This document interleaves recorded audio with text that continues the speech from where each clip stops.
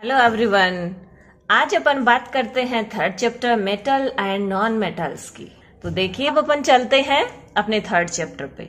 तो देखिए सबसे पहले अपन इस चैप्टर के अंदर क्या क्या स्टडी करेंगे वो इंडेक्स देख लीजिए। Introduction, then physical properties of metals and non metals. Metal and non metals की कंपेरेटिवली फिजिकल स्टेट की स्टडी करेंगे अपन। Chemical properties of metals, the reactivity series. जो मेटल्स हैं उनकी क्या रिएक्टिविटी सीरीज होती है। Metals and non metals reaction, एक मेटल एंड नॉन मेटल किस तरीके से रिएक्शन करते हैं। प्रॉपर्टीज ऑफ आयोनिक कंपाउंड्स, जो आयोनिक कंपाउंड फॉर्म होते हैं मेटल और नॉन मेटल से, उनकी क्या प्रॉपर्टीज होती हैं। देन अपन स्टडी करेंगे extraction of metals and last में अपन स्टडी करेंगे कोरोजन। तो अब अपन चलते हैं अपने इंट्रोडक्शन पे। तो देखिए मेटल्स तो which have 1 2 3 electrons in valence shell, और वैलेंस शेल को अपन कहते हैं आउटर मोस्ट शेल। यानी मेटल्स वो एलिमेंट है जो अपने लास्ट ऑर्बिटल या वैलेंस शेल के अंदर 1 2 3 इलेक्ट्रॉन्स रखते हैं। देन अपन बात कर लेते हैं नॉन मेटल्स की। तो non metals have 4 5 6 7 electrons in valence shell.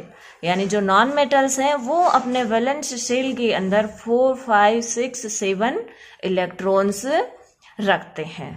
अब अपन बात कर लेते हैं कि अपना जो ऑक्टेट रूल है वो कहता है कि प्रत्येक एलिमेंट है वो लास्ट अपने जो ऑर्बिटल है या वैलेंस शेल है उसके अंदर 8 इलेक्ट्रॉन रखने की कैपेसिटी रखता है। तो वो जो 8 इलेक्ट्रॉन जो रख रहे हैं एलिमेंट, उनको अपन क्या कहेंगे, तो वो आते हैं अपनी नोबल गैसेज के अंदर, नोबल गैसेज।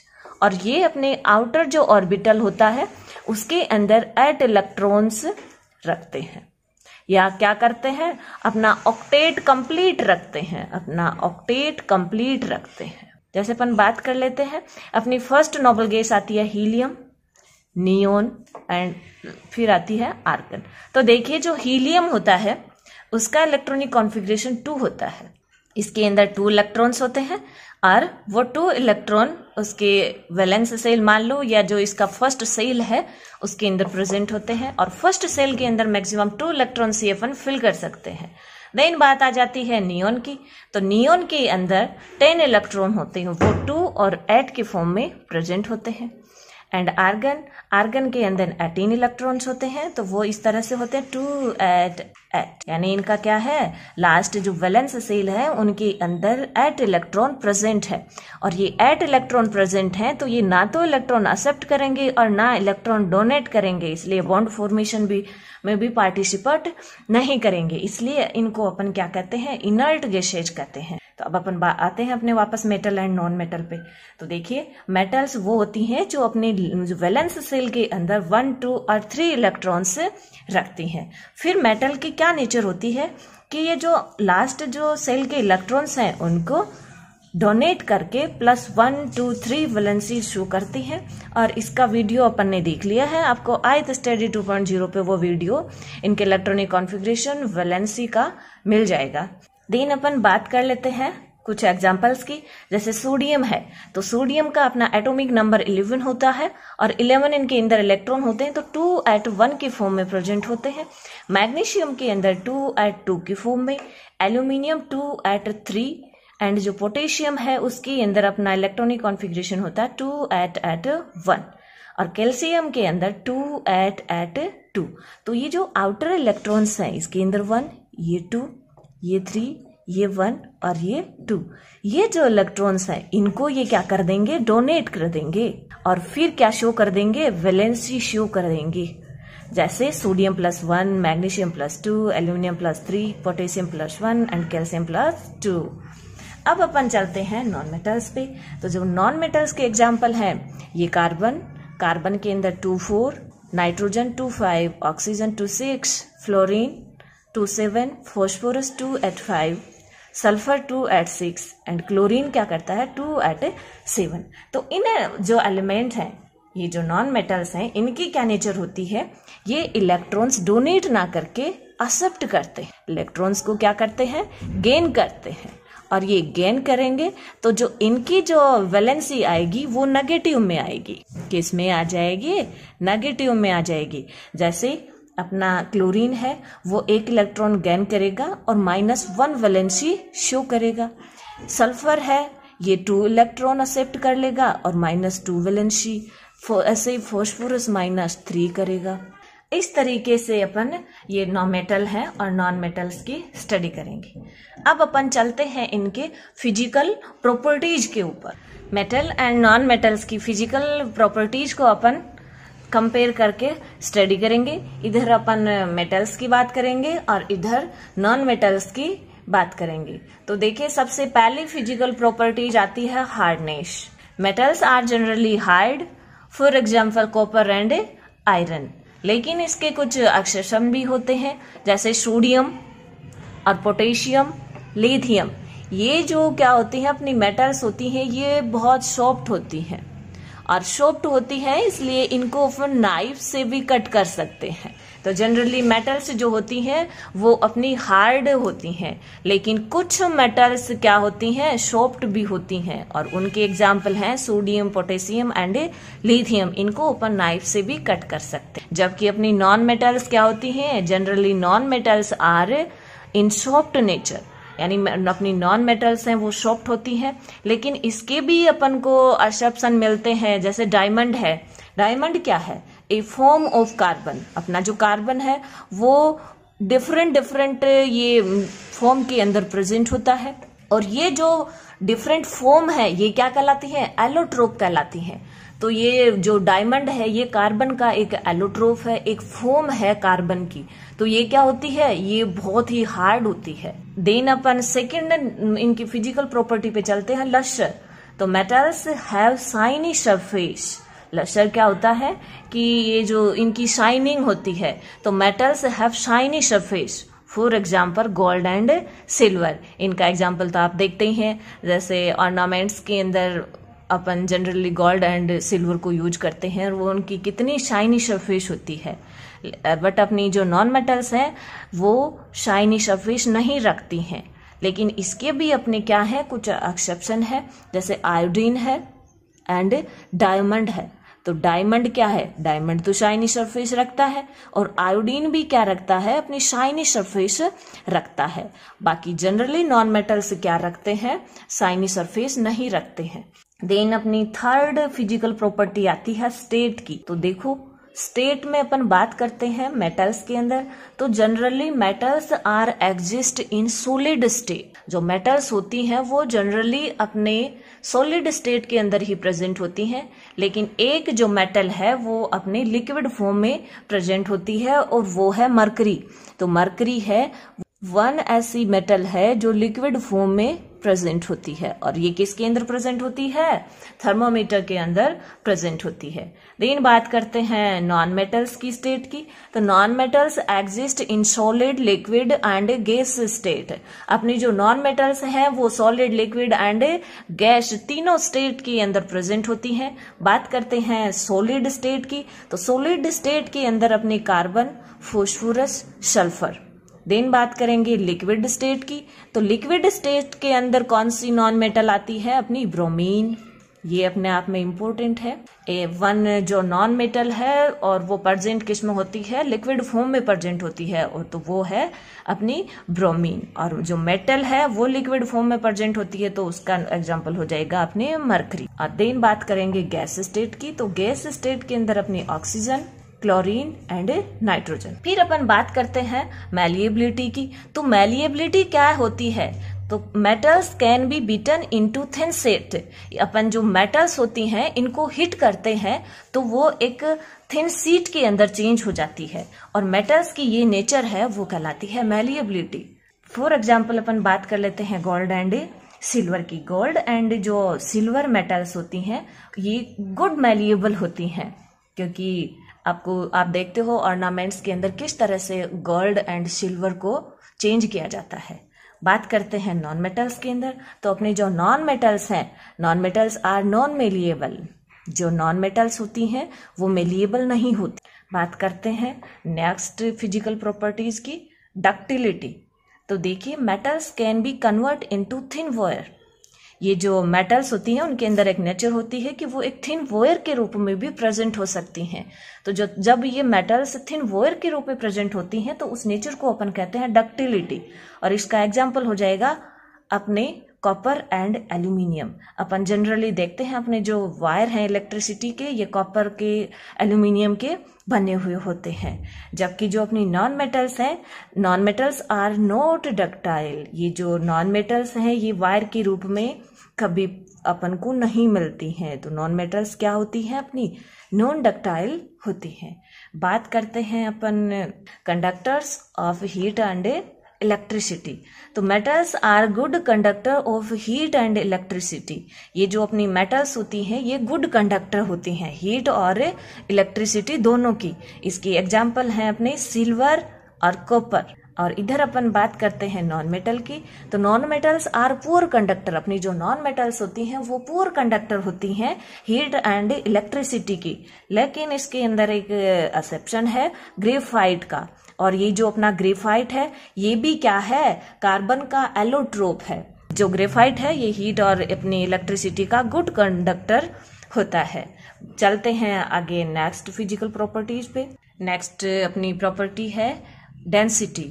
तो देखिए density, generally metals have high density and high melting point. अपनी जो मेटल्स हैं वो डेंसिटी एंड जो मेल्टिंग पॉइंट है वो हाई रखते हैं। देन जो non metals have low density and low melting point. अपने जो नॉन मेटल्स है वो ये जो डेंसिटी है और मेल्टिंग पॉइंट दोनों ही क्या रखते हैं, लो रखते हैं। देन बात करते हैं अपन नेक्स्ट नेचर की, ये होती है सोनोरस। तो देखिए सोनोरस क्या है, when metals strike to a hard surface they produce a sound. यानी जब मेटल को अपन किसी हार्ड सरफेस से हिट करते हैं तो ये एक साउंड प्रोड्यूस करते हैं। तो ये मेटल की ये नेचर क्या कहलाती है, सोनोरस कहलाती है। और मेटल्स आर सोनोरस। ये जो अपनी मेटल्स हैं वो सोनोरस होती हैं। इसीलिए तो जो अपनी स्कूल की बेल होती है वो अपन आयरन की बनाते हैं, ताकि क्योंकि आयरन के अंदर क्या नेचर होती है, सोनोरस की नेचर होती है। बात करते हैं नॉन मेटल्स की। Non metals are not sonorous. जो नॉन मेटल्स हैं वो सोनोरस नहीं होती हैं। When non metals stick to a hard surface they don't produce sound. बात करते हैं ऑक्साइड्स की। तो देखिए जो ऑक्साइड्स हैं, metallic oxides are basic in nature. जो मेटेलिक ऑक्साइड हैं वो नेचर के अंदर बेसिक होते हैं। एंड जो नॉन मेटेलिक ऑक्साइड्स हैं वो क्या होते हैं, एसिडिक होते हैं। इस तरीके से अपनी जो physical properties of metals and non metals हैं उसकी स्टडी अपनी कंप्लीट होती है। कल आगे की क्लास में अपन बात कर लेते हैं केमिकल प्रॉपर्टीज ऑफ मेटल की। अगर आपने चैनल को सब्सक्राइब नहीं किया है तो जरूर कीजिए ताकि आपको लेटेस्ट वीडियो का नोटिफिकेशन मिल सके। थैंक्स। हेलो एवरीवन, आज अपन बात करते हैं केमिकल प्रॉपर्टीज ऑफ मेटल्स की। तो देखिए लास्ट क्लास के अंदर अपन ने physical properties of metals and non metals को देखा था। तो देखिए अब चलते हैं अपने रिएक्शंस पे। तो फर्स्ट केमिकल प्रॉपर्टीज है मेटल्स की, वो है reaction of metals with air. तो जो मेटल है वो एयर के साथ किस तरह से रिएक्शंस करती हैं, कि कौन सी मेटल किस तरह से करती हैं, क्या उनकी नेचर होती है। तो देखिए metal combine with oxygen to form metal oxide. जो मेटल अपनी होती हैं वो ऑक्सीजन से रिएक्शन करके मेटल ऑक्साइड बनाती हैं। फॉर एग्जाम्पल अपन ले लेते हैं metal plus oxygen gives metal oxide. Example लेते हैं कॉपर का, copper plus oxygen gives 2CuO और ये अपना है copper oxide. Then next example है aluminium plus 3O2 gives 2Al2O3। ये है एल्यूमिनियम ऑक्साइड। तो देखिए अपन ने एसिड बेस वाले चैप्टर के अंदर भी अपनी स्टडी करी थी कि जनरली जो अपनी मेटल्स के ऑक्साइड होते हैं वो क्या होते हैं, बेसिक नेचर के होते हैं। और बेसिक नेचर के होने के कारण वो एसिड से रिएक्शन करके क्या बना रहे थे, साल्ट बना रहे थे। लेकिन जो कुछ अपने मेटल ऑक्साइड्स होते हैं वो क्या होते हैं, एम्फोटेरिक ऑक्साइड्स होते हैं।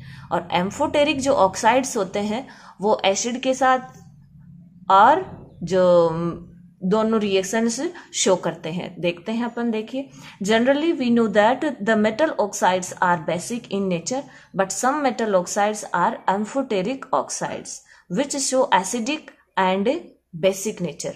जो अपने एम्फोटेरिक ऑक्साइड्स होते हैं वो एसिडिक और बेसिक नेचर दोनों शो करते हैं, और इसका अच्छा सा एग्जाम्पल है अपना एल्यूमिनियम ऑक्साइड। तो देखिए जो एल्यूमिनियम ऑक्साइड है वो कैसे अपन को पता चलता है कि ये एम्फोटेरिक ऑक्साइड्स है, तो इसके लिए अपन रिएक्शंस देखेंगे कि ये एसिड के साथ भी रिएक्शन करता है और बेस के साथ भी रिएक्शन कर लेता है। देखिए for example Al2O3 plus 6HCl gives 2AlCl3 plus 3H2O।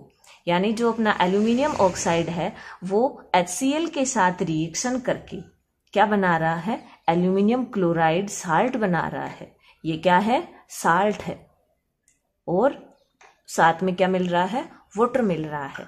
इसी तरीके से अपन बात कर लेते हैं इसकी बेस के साथ रिएक्शन को। तो देखिए Al2O3 plus 2NaOH gives 2NaAlO2 plus H2O।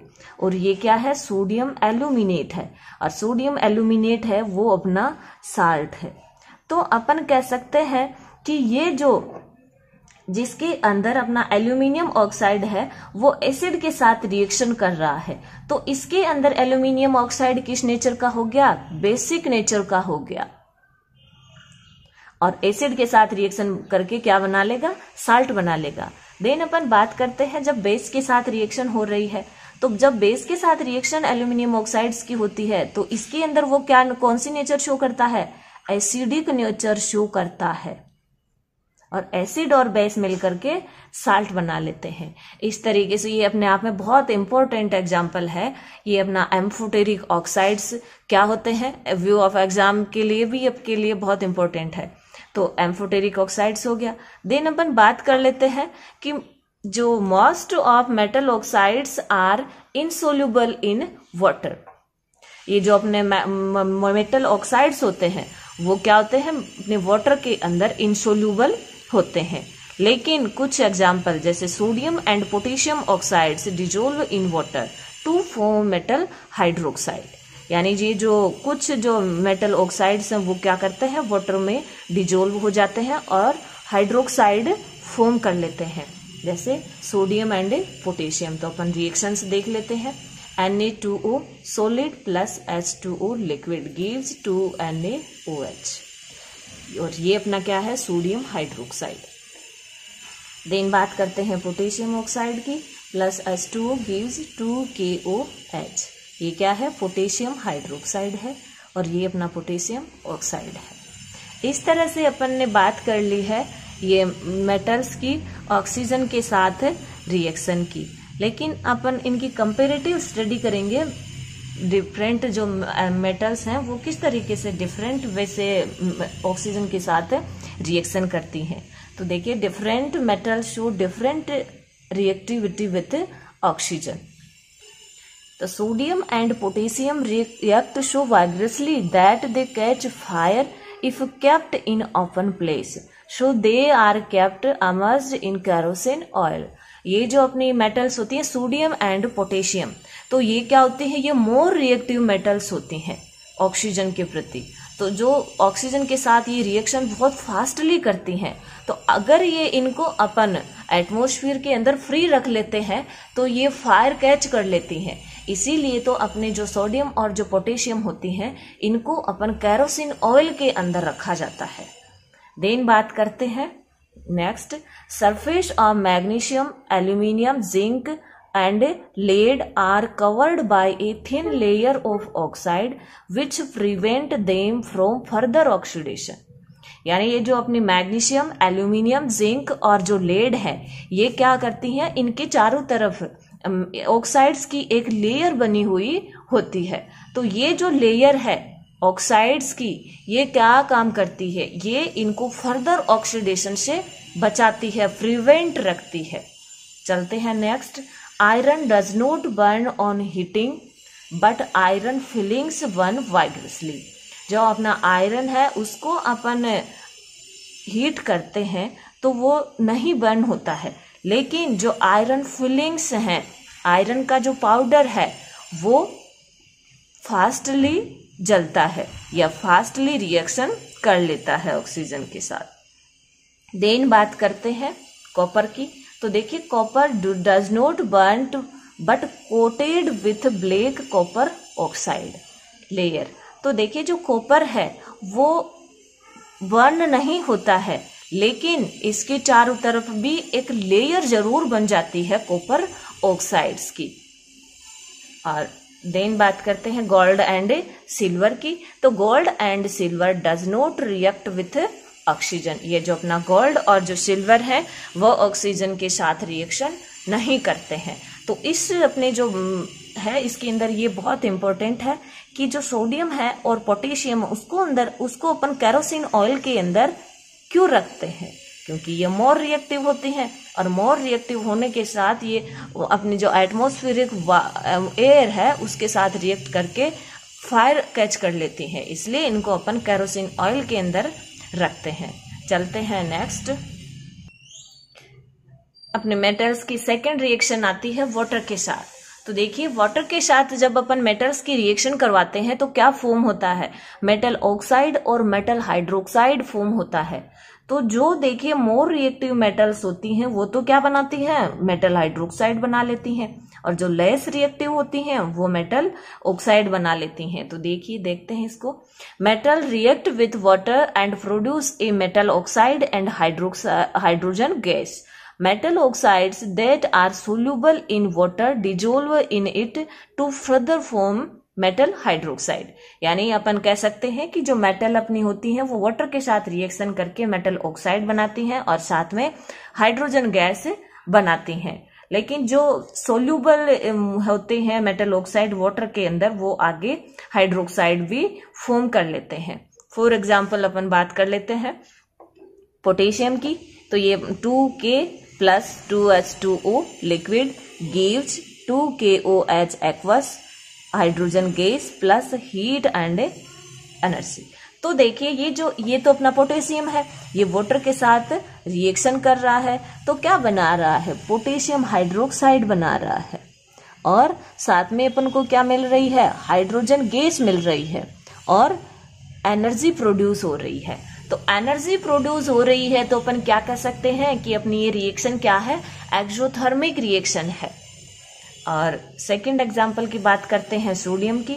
तो देखिए 2Na solid plus 2H2O liquid gives 2NaOH aqueous plus hydrogen gas और हीट। तो ये भी अपनी क्या है, एक्सोथर्मिक रिएक्शन है, एक्सोथर्मिक रिएक्शन। तो देखिए अब अपन बात कर लेते हैं इनके सोडियम एंड पोटेशियम के बारे में। तो देखिए sodium and potassium react with cold water and this reaction is exothermic reaction that the evolve hydrogen gas immediately catch fire. ये जो अपनी सोडियम और पोटेशियम की वाटर के साथ रिएक्शन है ये अपनी क्या है, एक्सोथर्मिक रिएक्शन है। और एक्सोथर्मिक रिएक्शन है तो इनके अंदर अपन को हीट मिल रही है, तो इस हीट की वजह से जो अपने इवोल्व हाइड्रोजन है, प्रोड्यूस हाइड्रोजन है, वो क्या करेगी, तेजी से फायर कैच कर लेगी। देन अपन बात कर लेते हैं कैल्शियम की। तो कैल्शियम है जो वाटर के रिएक्शन करके क्या बना रहा है, कैल्शियम हाइड्रोक्साइड बना रहा है और हाइड्रोजन गैस अपन को मिल रही है। यानी ये तीनों सोडियम, पोटेशियम और कैल्शियम किसके साथ, वाटर के साथ ही रिएक्शन कर रहे हैं, कोल्ड वाटर के साथ ही रिएक्शन कर रहे हैं। लेकिन इन दोनों से ये रिएक्शन क्या है, डिफरेंट है। तो देखिए क्या फर्क है इनके अंदर। The reaction of calcium with water is less violent, the heat evolve is not sufficient for the hydrogen to catch fire. ये कैल्शियम के साथ जो अपनी वाटर की रिएक्शन है वो क्या है, इसके अंदर जो हीट अपन को मिलती है वो सफिशिएंट नहीं होती है, जो इवोल्व हाइड्रोजन है उसके लिए, फायर वो है उसको कैच करने के लिए। तो इसके अंदर अपन कह सकते हैं कि जो एनर्जी अपन को मिलती है वो क्या है, कम मिलती है। देन अपन चलते हैं आगे एल्यूमिनियम एंड आयरन पे। तो aluminium, iron and zinc react with steam. ये जो अपने 3 मेटल्स हैं, एल्यूमिनियम, आयरन एंड जो जिंक है, ये वाटर के साथ रिएक्शन ना करके स्टीम के साथ रिएक्शन करते हैं, भाप के साथ रिएक्शन करते हैं। और इनकी रिएक्शंस को अपन इस तरह से लिख सकते हैं 2Al सोलिड प्लस 3H2O। देखिए यहाँ पर अपन ने गैस लिखा है क्योंकि ये वाटर के साथ रिएक्शन ना करके स्टीम के साथ रिएक्शन करते हैं और बना लेते हैं ऑक्साइड और हाइड्रोजन गैस। और इसी तरीके से ये iron plus H2O gives Fe3O4 plus 4H2 gas. इस तरीके से सारे मेटल्स होते हैं वो ऑक्सीजन के साथ और वाटर के साथ डिफरेंट वे में रिएक्शन करती हैं। ये अपने आप में बहुत ही इंपॉर्टेंट है। फिर अपन बात करते हैं मैग्नीशियम की। तो देखिए magnesium react with hot water. अपना जो मैग्नीशियम है वो ना तो लिक्विड के वाटर, कोल्ड वाटर के साथ रिएक्शन करेगा, ना स्टीम के साथ रिएक्शन करेगा, वो करेगा हॉट वाटर के साथ reaction. Calcium and magnesium float on water surface as bubbles of hydrogen stick to their surface.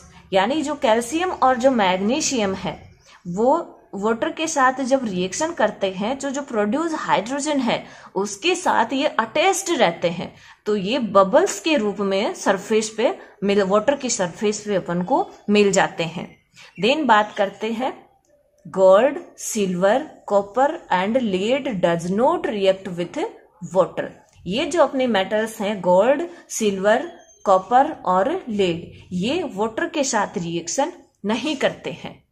तो ये अपने सेकेंड केमिकल रिएक्शन हो गई मेटल्स की। अपनी थर्ड केमिकल रिएक्शन है मेटल्स की, reaction of metals with acids. यानी एसिड्स के साथ अपनी मेटल की क्या रिएक्शन होती है। तो देखिए जो मेटल्स होती हैं वो डाइल्यूट एसिड के साथ ही रिएक्शन करती हैं। क्यों करती है? कंसंट्रेट एसिड के साथ रिएक्शन क्यों नहीं करती? क्योंकि जब भी अपन मेटल की कंसंट्रेट HCl या कंसंट्रेट एसिड्स के साथ रिएक्शन करवाएंगे तो ये रिएक्शन अपनी एक्सोथर्मिक होती है।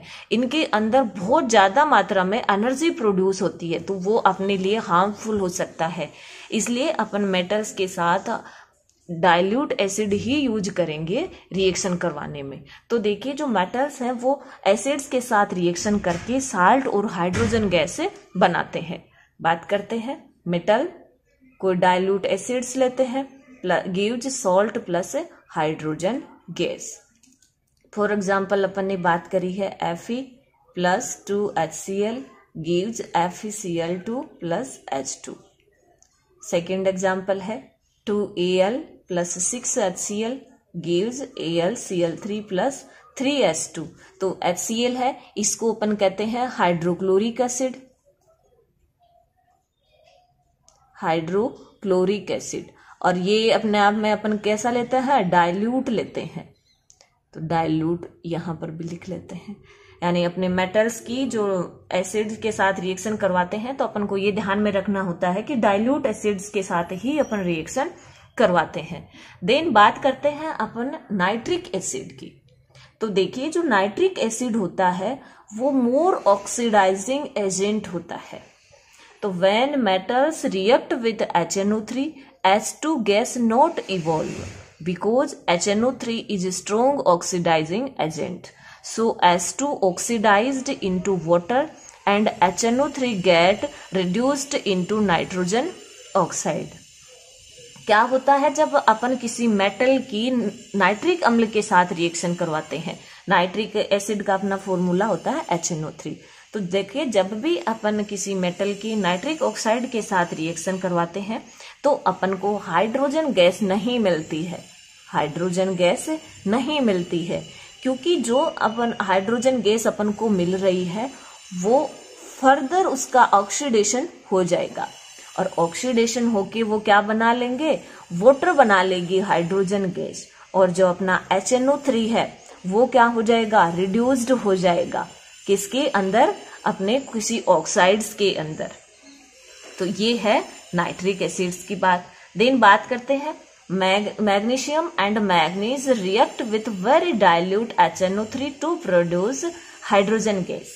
यानी जो मैग्नीशियम और जो मैग्नीज जो मेटल है वो डाइल्यूट, वेरी डाइल्यूट HNO3 के साथ रिएक्शन करके अपन को हाइड्रोजन गैस प्रोवाइड करवा देते हैं। तो ये अपनी एसिड्स के साथ रिएक्शन हो गई और इसके अंदर अपने ये जो HNO3 है ये अपने आप में इम्पोर्टेंट है।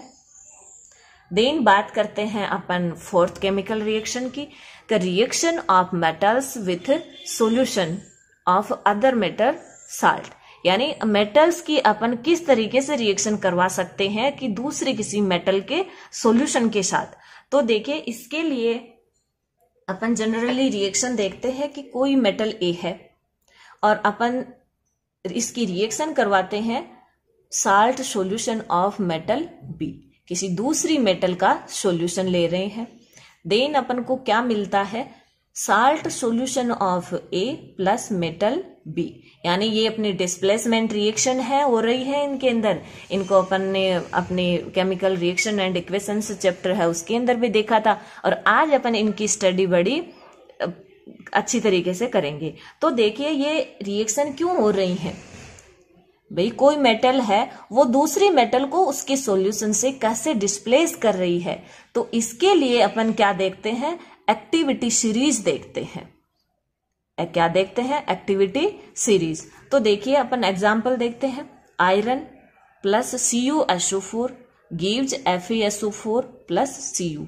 तो इस रिएक्शन के अंदर अपना क्या हो रहा है, आयरन है वो क्या है, मोर रिएक्टिव है, किससे, कॉपर से। तो वो क्या करेगा, कॉपर को उसके सॉल्यूशन से डिस्प्लेस कर देगा, यानी जो मोर रिएक्टिव मेटल्स हैं वो लेस रिएक्टिव मेटल्स को उसके सॉल्यूशन से डिस्प्लेस कर सकती हैं। अब कौन मेटल्स मोर रिएक्टिव होती हैं और कौन मेटल्स लेस रिएक्टिव होती हैं, इसकी बात करेंगे अपन अपनी जो एक्टिविटी सीरीज है उसके अंदर अपन नेक्स्ट वीडियो। तो देखिए आगे अगर आज अपन बात करते हैं द रिएक्टिविटी सीरीज की। तो देखिए रिएक्टिविटी सीरीज जो है वो क्या है, तो the arrangement of metals in their decreasing order of reactivity. ये जो रिएक्टिविटी सीरीज है वो मेटल्स का डिक्रीजिंग ऑर्डर है उनकी रिएक्टिविटी का। ये ऊपर की तरफ जो मेटल्स प्रेजेंट होती हैं वो मोस्ट रिएक्टिव होती हैं एंड जो मिड के अंदर होती हैं वो उनकी रिएक्टिविटी मिड होती है एंड जो लास्ट में बॉटम साइड होती हैं उनकी वो लेस्ट रिएक्टिव होती हैं। अब अपन बात कर लेते हैं इस सीरीज के एलिमेंट्स की, क्या क्या इनके नेम है। तो देखिए सबसे पहले है potassium, sodium, calcium, magnesium, aluminium, zinc, iron, lead, hydrogen, copper, mercury, silver और गोल्ड। तो अपन कह सकते हैं कि जो अपने पोटेशियम और सोडियम है ये मेटल्स मोस्ट रिएक्टिव है and silver and gold least reactive है। इस तरह से अपन इनके बारे में कह सकते हैं। फिर अपन बात कर लेते हैं कि इनके अंदर बाकी तो अपन को मेटल ही दिख रही हैं, ये हाइड्रोजन है, इसके ऊपर बॉक्स क्यों बनाया हुआ है। तो देखिए हाइड्रोजन की जो नेचर होती है, अपन ने मेटल और नॉन मेटल की फिजिकल प्रॉपर्टी के अंदर भी इसको सेक्शन में देखा था, यानी जो हाइड्रोजन होता है उसके अंदर ये अपना हाइड्रोजन है और इसका एटॉमिक नंबर 1 होता है और इस तरह से इनका इलेक्ट्रॉनिक कॉन्फ़िगरेशन भी क्या होता है, 1 होता है। यानी जो K अपना शब्दशील है उसके अंदर 1 इलेक्ट्रॉन प्रेजेंट होता है। तो ये जो इलेक्ट्रॉन्स हैं ये हाइड्रोजन रिमूव करके +1 बनाने की कोशिश करता है। तो जो मेटल्स जो एलिमेंट इलेक्ट्रॉन्स को रिमूव करके पॉजिटिव आयन बनाने की कैपेसिटी रखते हैं तब तो ये मेटल हो जाती है। और लेकिन ये अपना ऑक्टेट कंप्लीट करने या लास्ट सेल में, ये जो इसका तो एक ही सेल है और इसके अंदर अपन 2 इलेक्ट्रॉन्स ही फिल कर सकते हैं मैक्सिमम। तो इन 2 इलेक्ट्रॉन्स को फिल करने के लिए ये इलेक्ट्रॉन्स एक्सेप्ट भी कर सकता है, इसलिए इलेक्ट्रॉन एक्सेप्ट करके नेगेटिव आयन बनाने की जो प्रॉपर्टी है वो इसकी नॉन मेटल्स के सेम है, इसलिए इसके अंदर हाइड्रोजन है उसको बॉक्स के अंदर बंद किया गया है। अब अपन बात कर लेते हैं, देखिए जो रिएक्टिविटी सीरीज है इनका अपने लिए क्या इंपॉर्टेंस है। तो देखिए जो रिएक्टिविटी सीरीज है इसके लिए अपन इसके बेस पे अपन विभिन्न एलिमेंट्स को या विभिन्न मेटल्स को उनकी रिएक्टिविटी ऑर्डर में अरेंज कर सकते हैं। या अपन जैसे डिस्प्लेसमेंट रिएक्शन हो रही है, कोई मेटल किसी दूसरी मेटल को उसके सॉल्यूशन से डिस्प्लेस कर सकती है या नहीं, इसका पता भी अपन रिएक्टिविटी सीरीज से ही करते हैं। एंड अगर कोई भी अपन रिएक्शन की बात करते हैं जैसे मेटल की एसिड के साथ, तो कौन सी मेटल एसिड से हाइड्रोजन गैस प्रोड्यूस करवाती है या कौन सी मेटल हाइड्रोजन गैस प्रोड्यूस नहीं करवाती। तो इसके लिए अपन देखते हैं कि जैसे जो मेटल इस सीरीज के अंदर जहां प्रेजेंट है, फॉर एग्जांपल अपन आयरन की बात कर रहे हैं, तो ये जो आयरन है वो नीचे वाले एलिमेंट्स या मेटल्स हैं उनसे मोस्ट रिएक्टिव है। तो ये जो नीचे वाले मेटल्स हैं इनको इनके सॉल्यूशन से डिस्प्लेस करवा सकती है, जबकि ऊपर वाले मेटल्स हैं उनको उनके सॉल्यूशन से डिस्प्लेस नहीं करा पाएगी। क्यों? क्योंकि इनसे ये क्या हो गई, लीस्ट रिएक्टिव हो गई। यहाँ अपन बात कर लेते हैं जैसे कोई एसिड है उससे मेटल कैसे मतलब हाइड्रोजन गैस प्रोड्यूस करवाती है। तो अपन बात करते हैं जैसे जो मतलब हाइड्रोजन से नीचे मेटल्स हैं वो किसी एसिड से रिएक्शन करके हाइड्रोजन गैस बना लेती हैं और साल्ट बना लेती हैं, इसलिए अपन कह सकते हैं। जैसे फॉर एग्जांपल अपन रिएक्शंस की बात करते हैं, जैसे reactivity order iron, aluminium and zinc, in elements का अपन या इन मेटल्स का अपन रिएक्टिविटी ऑर्डर देखते हैं। तो देखिए अपनी रिएक्टिविटी सीरीज के अंदर ये कहाँ पर सिचुएटेड है, ये रहा अपना एल्यूमिनियम, ये रहा आयरन और ये रहा जिंक। देखिए मोस्ट रिएक्टिव इनके अंदर कौन हो गया, ऊपर की तरफ कौन है, एल्यूमिनियम, इससे कम कौन हो जाएगा, जिंक, और सबसे कम कौन हो जाएगा, आयरन हो जाएगा। देन अपन बात कर लेते हैं कुछ डिस्प्लेसमेंट रिएक्शन की।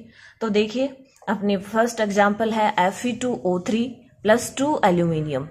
क्या ये रिएक्शन पॉसिबल है या नहीं, इसका भी अपन इस रिएक्टिविटी ऑर्डर सीरीज को देख के ही पता करेंगे। जैसे देखिए इसके अंदर 2 मेटल्स हैं, एल्यूमिनियम एंड आयरन। तो देखिए एल्यूमिनियम कहाँ प्रेजेंट है, ये रहा, आयरन कहाँ प्रेजेंट है, ये रहा, यानी एल्यूमिनियम आयरन से मोस्ट रिएक्टिव है। तो ये क्या करेगा, आयरन को उसके सॉल्यूशन से डिस्प्लेस कर देगा। तो अपन क्या कह देंगे कि इस रिएक्शन के अंदर क्या फॉर्म हो जाएगा, Al2O3 प्लस आयरन अकेला रह जाएगा। लेकिन बात करते हैं अपन इस रिएक्शन की कि Al2O3 प्लस Fe, तो Fe इसके अंदर क्या है, एल्यूमिनियम से लीस्ट रिएक्टिव है। तो क्या ये डिस्प्लेस कर पाएगा एल्यूमिनियम को उसके सॉल्यूशन से, नहीं, तो this reaction is not possible. Then बात कर लेते हैं Fe प्लस CuSO4 की। तो देखिए Fe और कॉपर को देखिए, Fe ये रहा और कॉपर ये रहा। Fe मोस्ट रिएक्टिव है या कॉपर से मोर रिएक्टिव है, तो कॉपर को उसके सॉल्यूशन से डिस्प्लेस कर देगा। तो अपना क्या मिल जाएगा अपन को, FeSO4 प्लस Cu अपन को मिल जाएगा। देन अपन बात कर लेते हैं मेटल और एसिड की रिएक्शन की। तो देखिए कोई भी जो मेटल है वो एसिड के साथ रिएक्शन करके साल्ट और हाइड्रोजन गैस बनाती हैं, लेकिन इसके लिए अपन को क्या ध्यान रखना जरूरी है कि जो मेटल्स हाइड्रोजन से ऊपर हैं वो मेटल्स हाइड्रोजन इस मेटल से या एसिड से रिएक्शन करके हाइड्रोजन गैस बनाती हैं, लेकिन जो मेटल हाइड्रोजन से नीचे हैं वो हाइड्रोजन गैस नहीं बनाएंगी एसिड के साथ रिएक्शन करके। जैसे अपन देख रहे हैं Fe प्लस HCl, हाइड्रोजन है ये और Fe कहाँ है, ऊपर है, तो ये हाइड्रोजन गैस और साल्ट बनाएगी। लेकिन अपन बात कर लेते हैं Ag की। Ag अपना कहाँ प्रेजेंट है, ये रहा, यानी हाइड्रोजन से नीचे प्रेजेंट है। तो अपन कह सकते हैं कि Ag does not produce hydrogen gas from acids, यानी Ag जो है वो एसिड से रिएक्शन करके हाइड्रोजन गैस प्रोड्यूस नहीं करा पाएगी। ठीक है, अब अपन बात कर लेते हैं जैसे कुछ और फैक्ट हैं इसके बारे में, रिएक्टिविटी सीरीज के बारे में। तो जो ये अपनी मेटल्स ऊपर की तरफ प्रेजेंट होती हैं उनका क्या होता है, इनको अपन एनोड की तरह यूज करते हैं। किसकी तरह यूज करते हैं, एनोड की तरह यूज करते हैं। अपनी जो बैटरीज होती हैं उनके अंदर 2 इलेक्ट्रोड होते हैं, एनोड और कैथोड। तो देखिए इसको अपन एनोड की तरह यूज करेंगे, एनोड की तरह यूज करेंगे और इसका क्या होगा, इजीली ऑक्सीडेशन हो जाएगा, इनका इजीली ऑक्सीडेशन हो जाएगा। ऊपर जो एलिमेंट है या मेटल्स हैं ये मोर रिएक्टिव है, इसलिए इनका इजीली ऑक्सीडेशन हो जाएगा। और जिस मेटल का इजीली ऑक्सीडेशन होता है वो खुद क्या होती हैं, रिडक्टेंट होती हैं। इस चीज को अपन ने स्टडी कर लिया है, लेकिन अपन फिर बात करते हैं। ऑक्सीडेशन का मीन्स होता है किसी भी मेटल के अंदर ऑक्सीजन का एडिशन। तो देखिए जिस मेटल का खुद का ऑक्सीडेशन होता है वो होती क्या है, रिडक्टेंट होती हैं, और ये मोस्ट रिएक्टिव है। देन अपन बात कर लेते हैं जो नीचे मेटल प्रेजेंट होती है उनकी, तो ये क्या होती हैं, ये लीस्ट रिएक्टिव होती हैं और इनको अपन कैथोड की तरह यूज करते हैं। किसकी तरह यूज करते हैं, कैथोड की तरह यूज करते हैं। देन बात करेंगे कैथोड की तरह यूज करेंगे तो इनका खुद का क्या होगा, रिडक्शन होगा। क्या हो जाएगा, रिडक्शन हो जाएगा, और ये खुद होंगी क्या, ऑक्सीडेंट हो जाएंगी, ऑक्सीडेंट हो जाएंगी। इस तरह से अपनी ये रिएक्टिविटी सीरीज के बारे में कुछ फैक्ट हैं, ये अपने आप में बहुत इंपॉर्टेंट है। अब अपन बात करेंगे कि इसको याद कैसे करेंगे। तो देखिए इसके लिए भी अपने पास एक ट्रिक है, उसको अपन देखते हैं। तो देखिए जो अपनी ट्रिक है वो इन मेटल्स के सिंबल पे बेस है, यानी इनके सिंबल को आप देखो और फिर अपने ट्रिक को अपन पढ़ेंगे तो आसानी से अपन इनको याद कर पाएंगे। जैसे देखो, कहो ना कार मिलेगी, अल्ट्रोजेन फरारी, पब्लिक हैरान क्यों होगी, सिल्वर ओडी।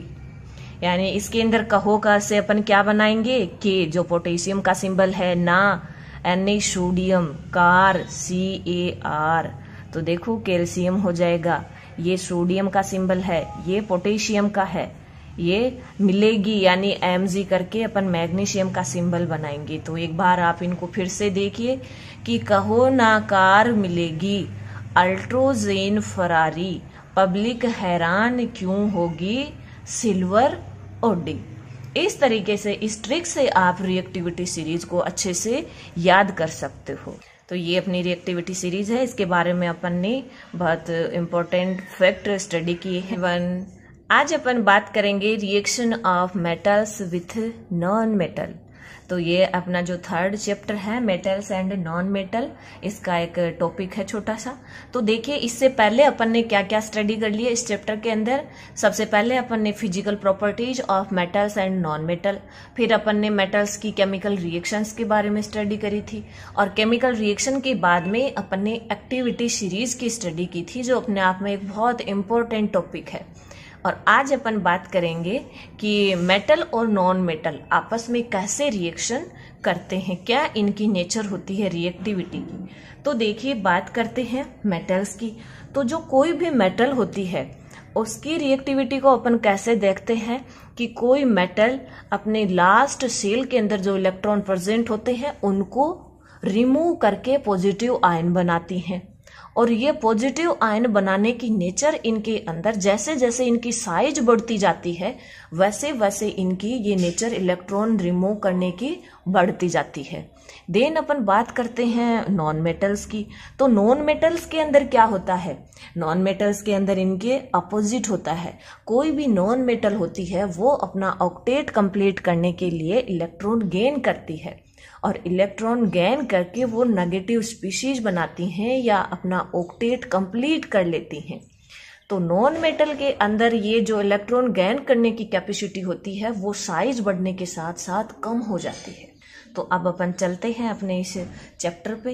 देखिए reactivity of elements is the tendency to attain a completely filled valence shell, यानी किसी भी एलिमेंट की जो एक टेंडेंसी होती है अपना जो वैलेंस सेल है उसको कंप्लीटली फिल करने की, वो टेंडेंसी होती है रिएक्टिविटी। क्या होती है, अपने आप में रिएक्टिविटी होती है। तो metals lost electron from their valence shell to form cation. For example अपन बात कर लेते हैं यहाँ पर, जैसे कोई सोडियम मेटल, ये अपना है सोडियम, और ये सोडियम का नाभिक है। क्या है, नाभिक, और नाभिक के अंदर प्रोटॉन और न्यूट्रॉन प्रेजेंट होते हैं। देन अपन बात कर लेते हैं इनके सेल्स की। तो देखिए सोडियम का इलेक्ट्रॉनिक कॉन्फ़िगरेशन होता है 3 सेल होते हैं इनके अंदर, और इनका इलेक्ट्रॉनिक कॉन्फ़िगरेशन होता है सोडियम का 2s1, यानी जो इसका फर्स्ट सेल है उसके अंदर 2 इलेक्ट्रॉन्स प्रेजेंट होते हैं, ये 2 इलेक्ट्रॉन। देन सेकंड के अंदर 8 इलेक्ट्रॉन प्रेजेंट होते हैं, 8 इलेक्ट्रॉन। एंड जो लास्ट वैलेंस सेल और जो इसका थर्ड सेल है उसके अंदर 1 इलेक्ट्रॉन प्रेजेंट होता है। तो ये जो मेटल्स जो होती हैं उनकी क्या नेचर होती है कि जो लास्ट सेल में जो अकेला इलेक्ट्रॉन है इनके पास उसको ये रिमूव कर देंगी। क्या करेंगी? रिमूव करेंगी और क्या बना लेंगी? पॉजिटिव आयन बना लेंगी, यानी Na से क्या बन जाएगा? Na+ बन जाएगा। तो ये नेचर होती है अपने आप में एक मेटल्स की। तो अब देन अपन बात कर लेते हैं नॉन मेटल्स की। तो non metal gain electrons in their valence shell to form anion. अपन एक नॉन मेटल के एटम की भी बात करते हैं। देखिए किस तरीके से एक नॉन मेटल है वो। जैसे अपन ने ये Na लिया है, अब अपन कोई non metal for example upon Cl ले लें, तो देखिए Cl के अंदर क्या होता है? Cl का इलेक्ट्रॉनिक कॉन्फ़िगरेशन 2s7 होता है, 2s7 होता है।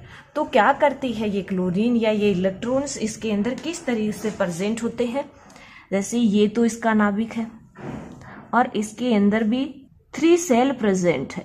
ये इस तरह से इसके पास 3 सेल प्रेजेंट है। फर्स्ट के अंदर 2 इलेक्ट्रॉन प्रेजेंट है, सेकंड के अंदर 8 इलेक्ट्रॉन प्रेजेंट है, एंड जो वैलेंस सेल या थर्ड सेल है उसके अंदर कितने इलेक्ट्रॉन प्रेजेंट है? 7 इलेक्ट्रॉन प्रेजेंट है। ये लो 7 इलेक्ट्रॉन इसके पास प्रेजेंट है। तो नॉन मेटल की क्या नेचर होती है? वो एक इलेक्ट्रॉन गेन करेंगी और गेन करके वो क्या करेंगी? अपना जो लास्ट सेल का ऑक्टेट है उसको कंप्लीट कर लेंगी। फॉर एग्जाम्पल अपन बात ही कर लेंगे जैसे थोड़ी देर बाद में NaCl की। तो NaCl के अंदर जो Na ने इलेक्ट्रॉन डोनेट किया है, रिमूव किया है, उसी इलेक्ट्रॉन को ये Cl गेन करेगी और अपना ऑक्टेट कंप्लीट कर लेगी। ठीक है, तो जैसे इसके अंदर अपन ने 1 इलेक्ट्रॉन ऐड कर दिया तो ये अपना क्या इलेक्ट्रॉनिक कॉन्फ़िगरेशन रखेगी? 2s8 रख ले। ये नेचर होती है एक मेटल एंड नॉन मेटल की। देन अपन बात करते हैं the compound form by the transfer of electrons from metal to non metal are called ionic compound. यानी एक जो कंपाउंड फॉर्म होते हैं इनसे एक मेटल के इलेक्ट्रॉन डोनेट करने और नॉन मेटल के इलेक्ट्रॉन गेन करने से, तो उन कंपाउंड्स को अपन क्या कहते हैं? आयोनिक कंपाउंड्स कहते हैं। अब इन कंपाउंड्स के बारे में अपन बात करेंगे कि कैसे ये फॉर्म होते हैं और क्या इनकी प्रॉपर्टीज होती है। तो देखिए ये तो अपन को पता चल गया कि जो अपने आयोनिक कंपाउंड है वो इलेक्ट्रॉन के ट्रांसफर होने से बनते हैं, यानी अपन इनको पॉजिटिव और नेगेटिव आयंस के अंदर ब्रेक भी कर सकते हैं। देन अब अपन बात कर लेते हैं फॉर एग्जाम्पल NaCl की ही बात करेंगे अपन। तो देखिए एक आयोनिक कंपाउंड कैसे फॉर्म होते हैं, तो इसके लिए अपन एग्जाम्पल ले रहे हैं NaCl का। तो देखिए NaCl के अंदर Na प्रेजेंट है और Cl प्रेजेंट है। Na अपना सोडियम मेटल है और Cl अपना क्लोरीन और ये नॉन मेटल है। तो देखिए सबसे पहले इनको अपन को एटॉमिक नंबर याद रहना चाहिए। तो सोडियम का एटॉमिक नंबर क्या होता है? 11 होता है और इसका इलेक्ट्रॉनिक कॉन्फ़िगरेशन क्या होता है? 2s1 होता है। तो ये क्या करेगा? ये 1 इलेक्ट्रॉन रिमूव करेगा अपने जो आउटर सेल है उसके अंदर, क्योंकि इससे पहले तक का इसका ऑक्टेट कंप्लीट है, इसलिए इलेक्ट्रॉन को क्या कर देगा? डोनेट कर देगा। क्या बनाएगा? Na+ बनाएगा और 2 और 8 रह जाएगा इनका इलेक्ट्रॉनिक कॉन्फ़िगरेशन। और इसको अपन क्या कर देंगे? कैटायन कह देंगे। यानी जिस स्पीशीज के ऊपर पॉजिटिव चार्ज होता है उनको अपन कैटायन कहते हैं। देन बात आती है नॉन मेटल की। तो नॉन मेटल में अपन एग्जाम्पल ले रहे हैं Cl का। तो Cl का देखिए इलेक्ट्रॉनिक कॉन्फ़िगरेशन 2s7 होता है और ये क्या करेगा? ये 7 इलेक्ट्रॉन है और अपना ऑक्टेट कंप्लीट करने के लिए इलेक्ट्रॉन को गेन करेगा और Cl- आयन बना लेगा और इसका इलेक्ट्रॉनिक कॉन्फ़िगरेशन हो जाएगा 2s1 हो जाएगा और ये क्लोराइड एनाइन बोल देंगे। और जिन स्पीसीज के ऊपर अपना क्या होता है, ये नेगेटिव चार्ज होता है, उनको अपन कहते हैं एनाइन कहते हैं। अब अपन बात कर लेते हैं इसकी फॉर्मेशन ऑफ सोडियम क्लोराइड की। इसका अपन ये कैसे शो करते हैं इनके इलेक्ट्रॉन्स को, इनको। तो देखिए अपन बात कर लेते हैं यहाँ पर। जैसे सोडियम अपने पास किस फॉर्म में आ गया, Na+ की फॉर्म में आ गया। इसके पास कितने इलेक्ट्रॉन प्रेजेंट है, 1 इलेक्ट्रॉन प्रेजेंट है। तो इसको अपन एक डॉट से शो करेंगे। देन अपन बात करते हैं Cl की। तो Cl के पास कितने इलेक्ट्रॉन प्रेजेंट है, 7 इलेक्ट्रॉन प्रेजेंट है। ये लो, ये हो गया। अब देखिए इनका जो Na के पास में आउटर सेल के अंदर 1 इलेक्ट्रॉन था, ये इलेक्ट्रॉन अपन ने यहाँ शो किया है। और Cl के आउटर सेल के अंदर 7 इलेक्ट्रॉन थे, तो इनको अपन ने इन छोटे छोटे क्रॉस से शो कर दिया। अब जैसे ही जैसे देखो इनकी जो नेचर होती है ऑक्टेट कंप्लीट करने की, तो इसके लिए वो क्या करेंगे, दोनों ये जो इलेक्ट्रॉन्स, ये जो सोडियम का इलेक्ट्रॉन है, इसको ये अपनी तरफ अट्रैक्ट करेगा Cl। तो इसके पास तो क्या हो जाएगा, इसके पास अपना ऑक्टेट रह जाएगा कंप्लीट, और Cl के पास क्या हो जाएगा, ऑक्टेट कंप्लीट हो जाएगा एक इलेक्ट्रॉन और आने के बाद में। तो अपन रिएक्शन को किस तरीके से लिख देंगे, Na+ बन गया अपने पास में। क्यों बना, क्योंकि इसने ये एक इलेक्ट्रॉन Cl को दे दिया। देन अपने पास क्या आ गया, Cl आ गया। तो Cl को अपन किस तरीके से लिखेंगे, 7 इलेक्ट्रॉन तो इसके पास पहले से थे, उनको तो अपन शो ऐसे करेंगे। अब इसके पास 1 इलेक्ट्रॉन ये सोडियम वाला आया है, तो इसको अपन डॉट से लिख देंगे। और क्या बनाया है इसने, माइनस बनाया है, क्योंकि 1 इलेक्ट्रॉन को एक्सेप्ट किया है। तो ये अपना क्या हो गया, सोडियम क्लोराइड का फॉर्मेशन हो गया। फॉर्मेशन ऑफ सोडियम क्लोराइड, जो अपना आयोनिक कंपाउंड है सोडियम क्लोराइड। अपने एग्जाम्पल एक और लेते हैं मैग्नीशियम क्लोराइड का। देखिए आयोनिक कंपाउंड अपने आप में बहुत इंपॉर्टेंट है, आपको ये चीज समझ में आनी चाहिए। अब अपन बात करते हैं फॉर्मेशन ऑफ मैग्नीशियम क्लोराइड की। तो देखिए मैग्नीशियम क्लोराइड का क्या फॉर्मूला होता है, MgCl2 होता है। तो अपन यहाँ पे इनके इलेक्ट्रॉनिक कॉन्फ़िगरेशन लिख लेते हैं। मैग्नीशियम का क्या एटॉमिक नंबर होता है, 12 होता है। और इसका इलेक्ट्रॉनिक कॉन्फ़िगरेशन क्या हो जाएगा, 2 हो जाएगा। और ये सेल कौन से होंगे, Klm। तो देखिए बात करते हैं अपन मैग्नीशियम की। तो ये मैग्नीशियम क्या करेगा, 2 इलेक्ट्रॉन जो इसके आउटर सेल के अंदर प्रेजेंट है, उनको ये क्या करेगा, रिमूव करेगा, तभी तो इसका ऑक्टेट कंप्लीट रहेगा। तो देखो ये बना लेगा Mg+2 और +2 इलेक्ट्रॉन। और इसका अब इलेक्ट्रॉनिक कॉन्फ़िगरेशन क्या रह गया, 2 रह गया। देन बात कर लेते हैं अपन Cl की। तो देखिए Cl का इलेक्ट्रॉनिक कॉन्फ़िगरेशन अपन ने अभी भी देखा था NaCl के अंदर भी। तो देखो इसका क्या होता है, 2 होता है। और ये क्या करेगा, ये इलेक्ट्रॉन गेन करेगा। कौन से इलेक्ट्रॉन गेन करेगा, अब ये अपने MgCl2 के अंदर जिन इलेक्ट्रॉन्स को मैग्नीशियम ने रिमूव किया है, 2 Cl है, तो दोनों Cl के पास 1 इलेक्ट्रॉन अपना आ जाएगा। तो देखिए ये इलेक्ट्रॉन ले लेगा और क्या बनाएगा, Cl- आयन बना लेगा। अब इसका इलेक्ट्रॉनिक कॉन्फ़िगरेशन क्या हो गया, 2 हो गया। अब अपन बात करते हैं इनके फॉर्मेशन की। तो देखिए क्या होता है, यहाँ पर अपन शो कर रहे हैं मैग्नीशियम को। तो देखिए मैग्नीशियम के आउटर सेल के अंदर कितने इलेक्ट्रॉन प्रेजेंट हैं, 2 इलेक्ट्रॉन प्रेजेंट है। तो इन 2 इलेक्ट्रॉन्स को अपन डॉट के रूप में शो करेंगे। देन बात करते हैं Cl की। 2 Cl हैं, तो दोनों Cl को अपन को शो करना पड़ेगा, एक ये Cl और एक ये Cl। दोनों के पास कितने कितने इलेक्ट्रॉन हैं, 7 इलेक्ट्रॉन है। 7 इलेक्ट्रॉन को अपन लिख देंगे। अब देखो मैग्नीशियम के पास 2 इलेक्ट्रॉन्स जो हैं उनको वो ये क्या करेगा, एक तो इस Cl को दे देगा और एक इस Cl को दे देगा, और अपना क्या बन जाएगा, MgCl2 बन जाएगा। तो देखिए ये Mg और Mg के ऊपर क्या चार्ज आ गया, +2, क्यों आ गया? क्योंकि इसने अपने 2 इलेक्ट्रॉन्स थे, 2 इलेक्ट्रॉन्स को रिमूव कर दिया। अब अपन बात करते हैं Cl की। तो देखिए Cl ये है, इसके पास 7 इलेक्ट्रॉन तो पहले से थे और 1 इलेक्ट्रॉन्स, एक Cl के पास तो 1 ही इलेक्ट्रॉन आएगा, तो ये ले लेगा, चार्ज क्या हो जाएगा? नेगेटिव हो जाएगा। और कितने Cl हैं अपने पास? 2 Cl हैं, क्योंकि मैग्नीशियम की वैलेंसी कितनी है? 2 है। तो 2 है तो वो 2 Cl के साथ रिएक्शन करेगा, और जिनकी वैलेंसी 3 होती है वो 3 के साथ रिएक्शन करेगा। तो इलेक्ट्रॉनिक कॉन्फ़िगरेशन और ये जो वैलेंसी हैं, इनके लिए आप कंफ्यूज मत होइए। वीडियो अपना डाला हुआ है, स्टडी की हुई है, जो आयत स्टडी 2.0 पे आपको मिल जाएगा। तो देखिए MgCl2 अपना फॉर्म हो गया। ये क्या हो गया? अपना मैग्नीशियम क्लोराइड बन गया। और ये अपने आप में क्या है? आयोनिक कंपाउंड है।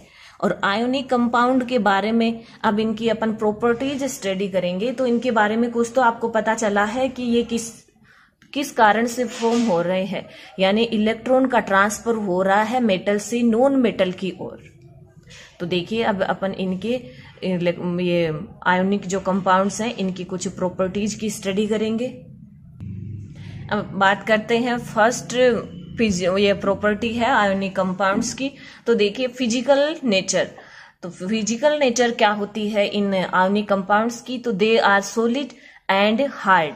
ये क्या होते हैं? सॉलिड और हार्ड होते हैं। और जनरली किस स्टेज में रहते हैं? ब्रिटल स्टेज में रहते हैं। ब्रिटल का मतलब होता है भंगूर, यानी भंगूर कंडीशन में रहते हैं। यानी इनको आसानी से अपन प्रेशर इनके ऊपर डालेंगे तो ये टूट जाएंगे। अगर इनके ऊपर प्रेशर डालेंगे तो ये क्या हो जाएंगे? टूट जाएंगे। देन बात करते हैं मेल्टिंग एंड बॉइलिंग पॉइंट की। तो देखिए ionic compound have high melting and boiling point. और ये हाई क्यों रहते हैं? क्योंकि अपन ने अभी देखा था कि जो भी अपने ये आयोनिक कंपाउंड है, ये कैसे फॉर्म हो रहे थे। फॉर एग्जाम्पल अपने NaCl की ही बात की थी। तो देखिए NaCl के अंदर क्या होता है? Na+ होता है और Cl- होता है। तो इन नेगेटिव जो आयन है, इनके अंदर क्या होता है? मोर अट्रैक्शन फोर्स लगता है इनके अंदर। और उनकी वजह से इस अट्रैक्शन फोर्स को तोड़ने के लिए अपन को क्या चाहिए? मेल्टिंग और बॉइलिंग पॉइंट इनका हाई चाहिए। देन बात करते हैं सोल्यूबिलिटी की। तो देखिए soluble in water but not in kerosene, petrol etc। यानी जो सोल्यूबिलिटी है वो वाटर के अंदर तो ये डिजोल्व हो जाएंगे, और कैरोसिन और पेट्रोल है इनके अंदर डिजोल्व नहीं होंगे। और क्यों नहीं होंगे? क्योंकि ये अपने जो है आयनों में ब्रेक नहीं होते हैं। और ये वाटर के अंदर किस तरीके से हो जाएंगे? देखो जैसे NaCl को तो अपन ने इस तरह से ब्रेक कर लिया है, और H2O को या वाटर को कैसे करेंगे? H+ और OH-। तो इससे क्या हो जाएगा? NaOH बन जाएगा, Cl2 बन जाएगी, हाइड्रोजन गैस बन जाएगी। इस तरह से ये वाटर के अंदर तो सोल्यूबल होते हैं और कैरोसिन और पेट्रोल के अंदर सोल्यूबल नहीं होते। देन बात करते हैं कंडक्शन ऑफ इलेक्ट्रिसिटी। तो देखिए electricity, they conduct electricity in molten state and solution form but not in solid state. यानी ये जो अपने आयोनिक कंपाउंड्स हैं, ये मोल्टन स्टेट मतलब पिघली हुई अवस्था के अंदर तो क्या करते हैं? इलेक्ट्रिसिटी कंडक्ट करते हैं और क्या बना लेते हैं? सॉल्यूशन बना लेते हैं। लेकिन सॉलिड स्टेट के अंदर ये इलेक्ट्रिसिटी फ्लो नहीं करेंगे, क्योंकि सॉलिड स्टेट के अंदर तो ये एकदम से पैक्ड रहते हैं, और मोल्टन स्टेज के अंदर ये अपने आयनों में ब्रेक होने की कैपेसिटी रखते हैं। इसलिए ये क्या करेंगे? इलेक्ट्रिसिटी को कंडक्ट कर देंगे। इस तरीके से अपना जो formation of ionic compound and its properties का जो टॉपिक था वो कंप्लीट होता है। और आज अपन बात करते हैं मेटलर्जी की। तो देखिए मेटलर्जी क्या होता है। तो मेटलर्जी एक्सट्रैक्शन ऑफ मेटल्स की एक प्रोसेस है, कैसे अपन एक मेटल को प्राप्त करते हैं। तो देखिए the process used in the extraction of metals from their ores और सम मिनरल्स। यानी ओर और सम मिनरल्स के द्वारा अपन जब भी मेटल को प्राप्त करते हैं तो वो प्रोसेस क्या हो जाती है? अपनी मेटलर्जी हो जाती है। अब अपन बात करते हैं कि यहाँ पर अपन ने सम मिनरल्स ही क्यों लिखा, क्योंकि जो पर्टिकुलर मेटल का एक पर्टिकुलर मिनरल्स होता है, या ऑल मिनरल्स के अंदर ऑल मेटल्स वो इक्वल में नहीं मिलती हैं अपन को, इसलिए अपन बात कर लेते हैं सम मिनरल्स की। तो देखिए अब चलते हैं अपन मिनरल्स पे। तो मिनरल्स क्या होता है, तो द एलिमेंट और compound which occur naturally in the earth crust are called minerals. यानी जो मिनरल्स हैं वो एलिमेंट और वो कंपाउंड है जो अपन को नेचुरली अर्थ क्रस्ट में मिलते हैं, वो क्या कहलाते हैं, मिनरल्स कहलाते हैं। तो देखिए अर्थ क्रस्ट में जो मिलने वाले मिनरल्स हैं उनके बाद में अपन बात कर लेंगे ओर्स की। तो देखो ore minerals that contain very high percentage of particular metal and the metal can be profitably extracted from it. Such minerals are called ores. यानी वो मिनरल्स जिनके अंदर जो मेटल अपन प्राप्त करना चाह रहे हैं या जो पर्टिकुलर मेटल है उनकी हाई परसेंटेज होती है, और उस हाई परसेंटेज को अपन प्रॉफिटेबली अपन प्राप्त कर सकते हैं, वो क्या होते हैं, ओर होते हैं। फिर बात आती है जो अपन का अपना ओर होता है उसके साथ में कुछ और इम्प्यूरिटीज भी होती हैं, और वो इम्प्यूरिटीज क्या होती हैं, गैंग होती हैं। तो देखिए गैंग क्या होता है, ores are usually contaminated with large amount of impurities such as soil sand etc are called gangue. यानी जो अपने ओर होते हैं वो कंटामिनेटेड होते हैं या किसी और जो अपने और जो है उनके साथ में रहते हैं, प्रेजेंट रहते हैं नेचुरली, और वो कौन कौन सी इम्प्यूरिटीज हैं, सोइल हो गया, सैंड हो गया, तो वो इम्प्यूरिटीज क्या कहलाती हैं, गैंग कहलाती हैं। तो देखिए अब मेटलर्जी के अंदर अपन को क्या करना होगा कि मिनरल्स के अंदर से तो अपन को और का पता करना होगा कि इनके मिनरल्स के अंदर कौन सा और अपन को लेना है, और अपन को जब मिल जाएगा तो अब अपन उससे गैंग को दूर करेंगे और फिर अपन को क्या मिलेगी, मेटल मिलेगी। तो देखिए अब अपन इनकी प्रोसेस पे चलते हैं। मिनरल्स और गैंग और मेटलर्जी की जो डेफिनेशंस हैं वो अपन ने देख ली हैं और ये अपने आगे काम भी आएंगी। तो देखिए अब अपन चलते हैं अपनी प्रोसेस पे। एक्सट्रैक्शन ऑफ मेटल्स फ्रॉम ओर से अपन मेटल को कैसे प्राप्त करते हैं, ये तो आप समझ ही गए कि ओर कैसे मिल रहा था अपन को, यानी जो अपनी अर्थ क्रस्ट के अंदर जो अपन को मिनरल्स मिले थे उनमें से अपन ने ओर्स को अलग किया, और मिलने के बाद में अपन क्या करेंगे, उससे गैंग को अलग करेंगे, और गैंग अलग होते ही अपन को प्योर ओर मिल गया, और उस प्योर ओर से फिर अपन क्या करेंगे, मेटल को प्राप्त करेंगे और फिर मेटल का रिफाइन करेंगे। तो देखिए फर्स्ट स्टेप के अंदर क्या होता है, एनरिचमेंट ऑफ ओर्स, सेकंड है extraction of metals, third step है रिफाइनिंग ऑफ मेटल्स। यानी फर्स्ट स्टेप के अंदर अपन को क्या मिलता है, जो ओर मिलता है उसके साथ में अपने पास ओर प्लस गैंग दोनों प्रेजेंट होंगी। जो अर्थ क्रस्ट से अपन को मिला है उसके अंदर ओर प्लस गैंग दोनों प्रेजेंट होंगे। तो जो फर्स्ट स्टेप है उसके अंदर अपन क्या करेंगे, इस ओर को सेपरेट करेंगे गैंग से, ओर को क्या करेंगे, सेपरेट कर देंगे गैंग से। देन सेकंड स्टेप के अंदर अपन को क्या मिल गया, ओनली ओर रहेगा, और ओर में से अपन क्या सेपरेट करेंगे, मेटल को सेपरेट करेंगे। और मेटल जब अपन को मिल जाएगी तो उसके साथ भी नेचुरल सी बात है कुछ इम्प्यूरिटीज होंगी, और थर्ड स्टेप के अंदर अपन क्या करेंगे, ये जो मेटल है इससे अपन इम्प्यूरिटीज को दूर कर देंगे, मेटल से इम्प्यूरिटीज को दूर करेंगे। इस तरह से अपना ये प्रोसेस रहेगा एक्सट्रैक्शन ऑफ मेटल्स का। तो देखिए अपना जो फर्स्ट स्टेप है उस पे अपन चलते हैं, one by one upon all step की स्टडी करेंगे। तो देखिए enrichment of ores, it is the process of removing gang from ores. तो देखिए ये क्या प्रोसेस है, एनरिचमेंट ऑफ ओर्स, कि और से अपन क्या करेंगे, गैंग को रिमूव करेंगे। और गैंग को रिमूव करने के लिए अपन को बहुत सारे मेथड्स यूज करने होंगे। तो the following methods are used in this process. अपना फर्स्ट जो प्रोसेस है वो रहेगा हाइड्रोलिक वॉशिंग या ग्रेविटी सेपरेशन। इसके अंदर अपन क्या करेंगे, जो ग्रेविटी है उस बेस पे अपन इनको और गैंग को सेपरेट करेंगे। देन सेकंड नंबर पे आता है अपना मैग्नेटिक सेपरेशन। तो मैग्नेटिक के अंदर नाम से ही अपन को कुछ पता चल रहा है कि मैग्नेटिक यानी और जो गैंग होते हैं उनकी ये प्रॉपर्टी डिफरेंट होती है। इनमें से मैग्नेट जो कुछ और या गैंग में से कोई ना कोई मैग्नेटिक होगा, कोई नॉन मैग्नेटिक होगा, तो अपन उनको भी सेपरेशन कर लेंगे। देन बात आती है फ्रोथ फ्लोटेशन। तो देखिए फ्रोथ फ्लोटेशन के अंदर क्या होगा कि इसके अंदर ये कोई एक हाइड्रोफोबिक होगा और कोई एक हाइड्रोफिलिक होगा।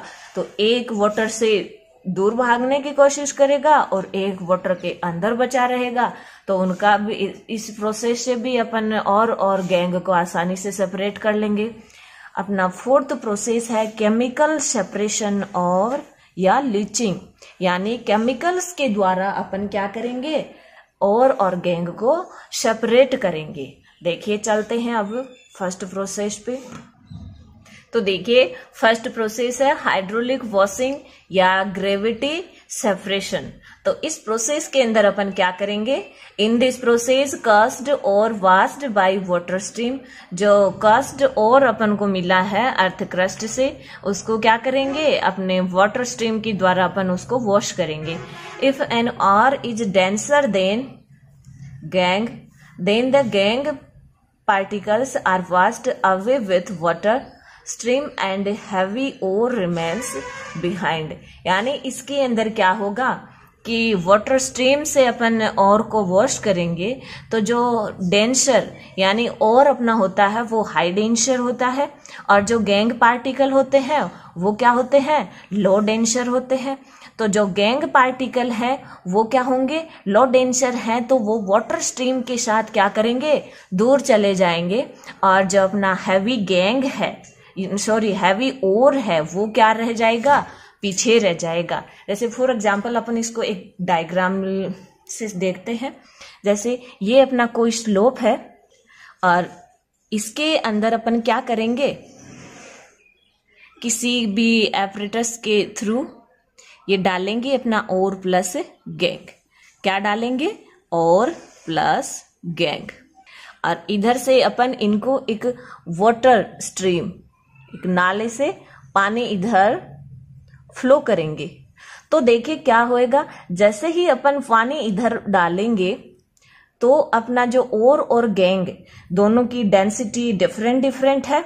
वाटर तो क्या है, ये अपना जो गैंग है वो तो क्या है, लो डेंसर है, और जो और है वो क्या है, हाई डेंसर है। तो जो हैवी वाले जो और हैं वो तो कहाँ रह जाएंगे, पीछे रह जाएंगे, यहाँ पर हाई डेंसर। और जो अपना लो डेंसर गैंग है वो कहाँ चला जाएगा, पानी के साथ इधर दूर चला जाएगा। इस तरह से अपन हाइड्रोलिक वॉशिंग या ये जो अपना ग्रेविटी सेपरेशन है उसके द्वारा अपन और गैंग को सेपरेट कर लेंगे। देन अपन बात कर लेते हैं सेकेंड प्रोसेस की, मैग्नेटिक सेपरेशन। तो देखिए मैग्नेटिक सेपरेशन के अंदर क्या होगा, इसके अंदर this method work and magnetic principle. ये अपना मैग्नेटिक सेपरेशन है वो मैग्नेटिक प्रिंसिपल पे वर्क करेगा। This method applied when ore and gangue particles have different magnetic properties. ये मेथड अपन कब यूज करेंगे, जब अपना और जो गैंग है वो डिफरेंट मैग्नेटिक प्रॉपर्टीज रखेंगे। यानी कोई एक इनमें से मैग्नेटिक होगा और कोई एक क्या होगा, नॉन मैग्नेटिक होगा। तो देखिए इससे अपन कौन कौन से जो हैं इनको सेपरेट करेंगे, मैग्नेटाइट, क्रोमाइट एंड मैग्नीज को अपन सेपरेट करेंगे। और अपना जो हाइड्रोलिक वॉशिंग था इससे अपन किन को सेपरेट कर रहे थे, टिन, लेड और गोल्ड। तो टिन, लेड और गोल्ड को तो अपन ने किया ग्रेविटी सेपरेशन से सेपरेट, और अब जो मैग्नेट, क्रोमेट एंड मैग्नीज जो होंगे इनको अपन किससे करेंगे, मैग्नेटिक सेपरेशन से करेंगे। तो देखिए मैग्नेटिक सेपरेशन को अपन एक हल्के डायग्राम से बात कर लेते हैं। जैसे ये अपना कोई भी एक मैग्नेटिक एपरेटस है, तो देखो ऊपर अपन यहां पर क्या डालेंगे, किसी भी कुछ एपरेटस के द्वारा यहां पर और प्लस गेंग अपन डालेंगे, और जैसे ही ये मैग्नेटिक जो अपना एपरेटस है ये वर्क करना शुरू करेगा तो क्या होएगा, ये जो अपनी और जो गैंग है उनकी मैग्नेटिक प्रॉपर्टीज क्या है, डिफरेंट है। तो एक चीज तो इधर आ जाएगी और एक दूर चली जाएगी, जो मैग्नेटिक होगा वो इधर आएगा और जो नॉन मैग्नेटिक होगा वो थोड़ा दूर जाके गिरेगा। तो देखिए इसके अंदर यहां पर अपने पास क्या आएगा, और आ जाएगा, मैग्नेटिक और आ जाएगा, और जो गैंग है नॉन मैग्नेटिक वो कहाँ चला जाएगा, दूर चला जाएगा। और यहां पर अपन ने क्या इसके अंदर डाला है, और प्लस गैंग दोनों को डाला है। तो और प्लस गैंग को अपन जैसे ही अपने मैग्नेटिक एपरेटस के ऊपर डाला है तो ये अपना वर्क चालू करेगा, और वर्क जैसे ही करेगा तो जो मैग्नेटिक जो है वो इधर आएंगे, नॉन मैग्नेटिक वाले इधर आ जाएंगे। इस तरह से मैग्नेटिक सेपरेशन के द्वारा अपन मैग्नीज, क्रोमाइट एंड ये मैग्नेटाइट हैं इनका सेपरेशन करेंगे।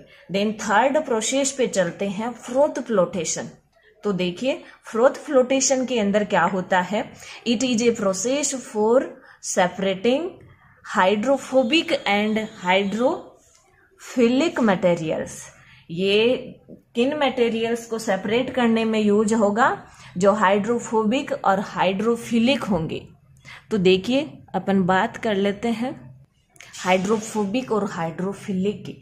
तो हाइड्रोफोबिक, हाइड्रोफोबिया, फोबिया नाम से आपको क्या, फोबिया मतलब डर या उससे दूर भागने की कोशिश कर रहा है, और फिलिक का मतलब वो उसको लाइक कर रहा है। तो फोबिक का मतलब वाटर से दूर जाना और फिलिक का मतलब है वाटर के पास में आना। तो देखिए अब अपन बात कर लेते हैं इनकी। तो generally this process used for sulphide ores.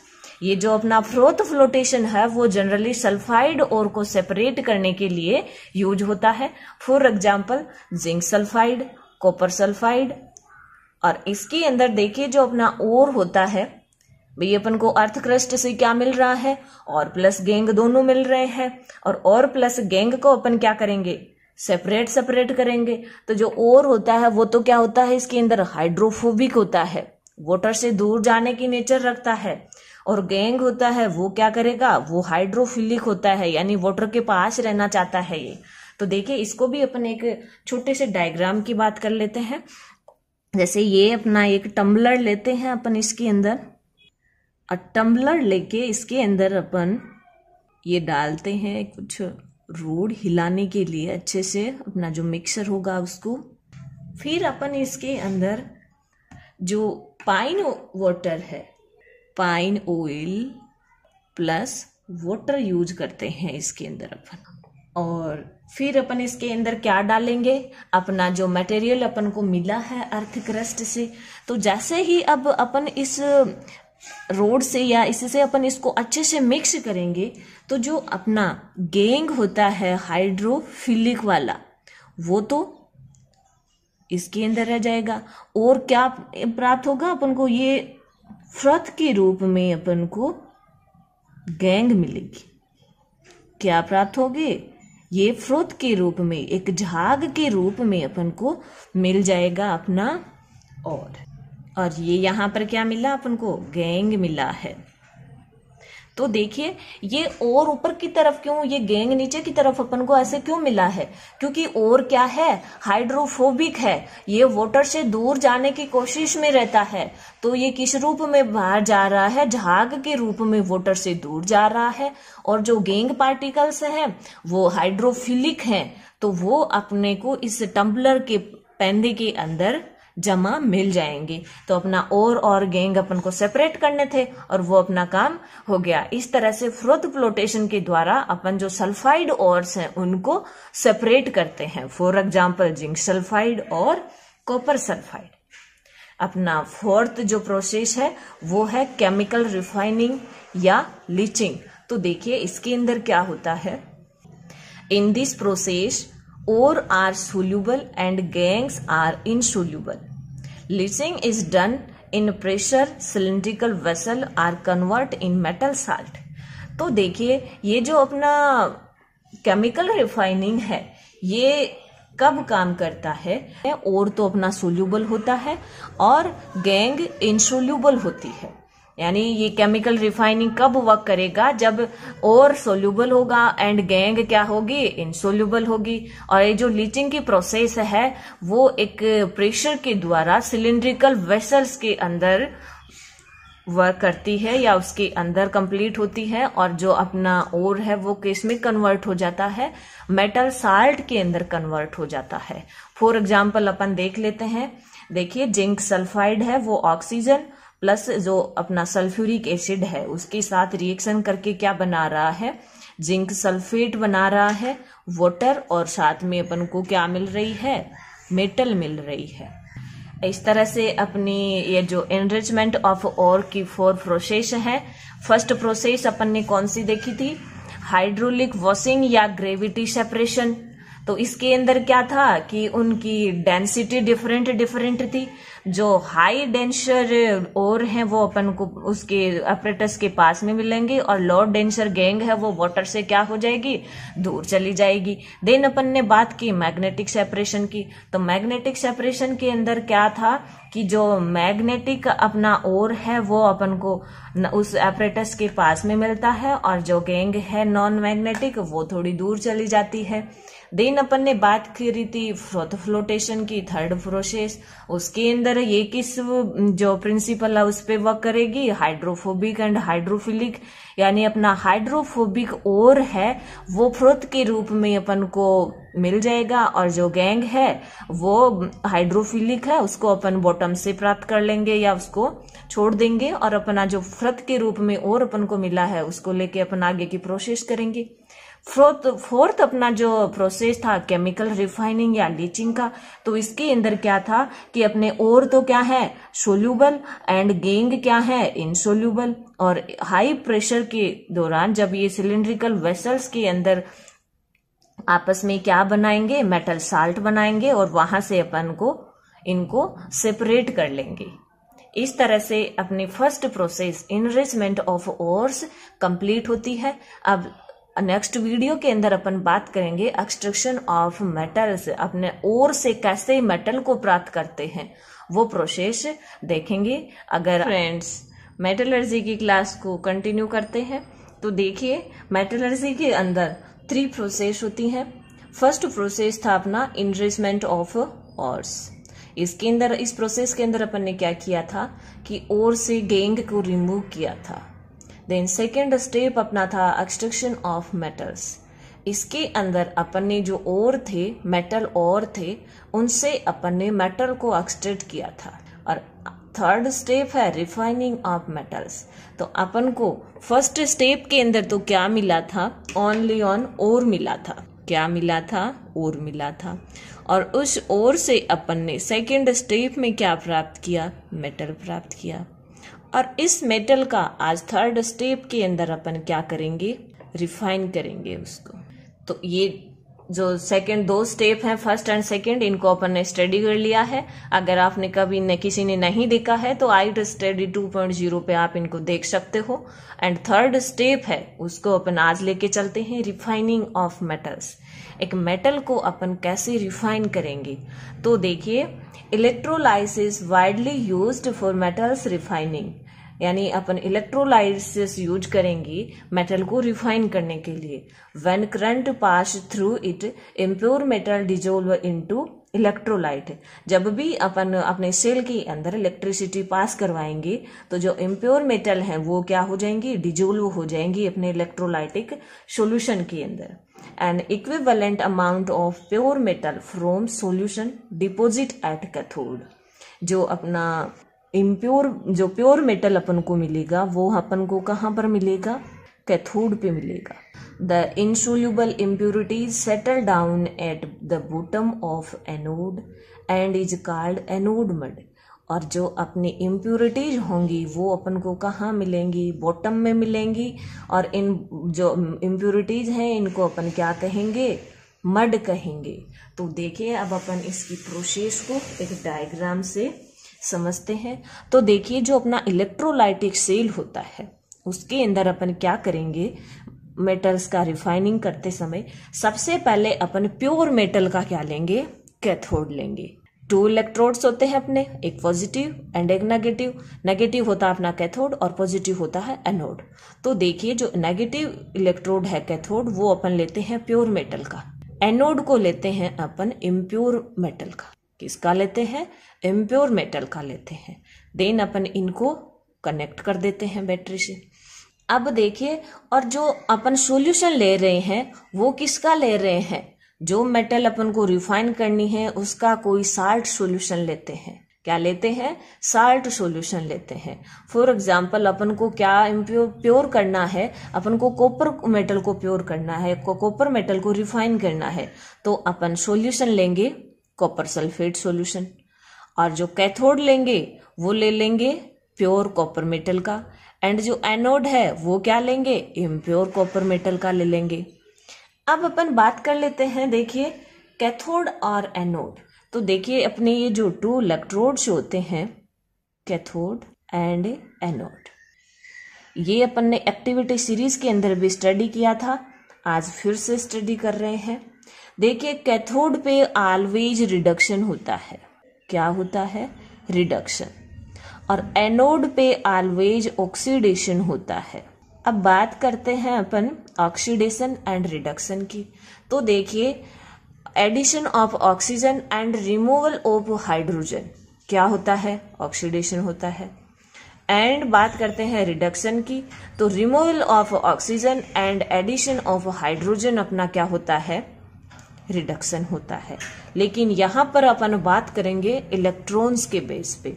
तो देखिए अपना जो ऑक्सीडेशन होता है उनके अंदर क्या होता है, इलेक्ट्रॉन्स रिमूव होते हैं। क्या होते हैं, रिमूव होते हैं। और रिडक्शन के अंदर क्या होंगे, इलेक्ट्रॉन्स ऐड होंगे। आप इसको कैसे याद रख पाओगे, देखो एक छोटा सा वर्ड है इन आ, इलेक्ट्रॉन्स निकलना, ऑक्सीकरण, आ से ऑक्सीकरण या ऑक्सीडेशन।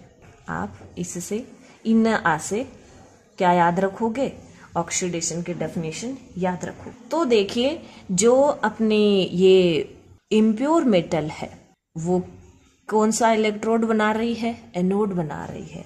और एनोड पे ऑलवेज क्या होता है, ऑक्सीडेशन होता है। यानी क्या होगा, इलेक्ट्रॉन्स रिमूव होंगे। तो देखिए किस तरह से इलेक्ट्रॉन्स रिमूव होंगे। जो अपनी कॉपर मेटल है वो क्या करेगी, 2 इलेक्ट्रॉन्स रिमूव करेगी और क्या कर लेगी, ऑक्सीडाइज्ड हो जाएगी।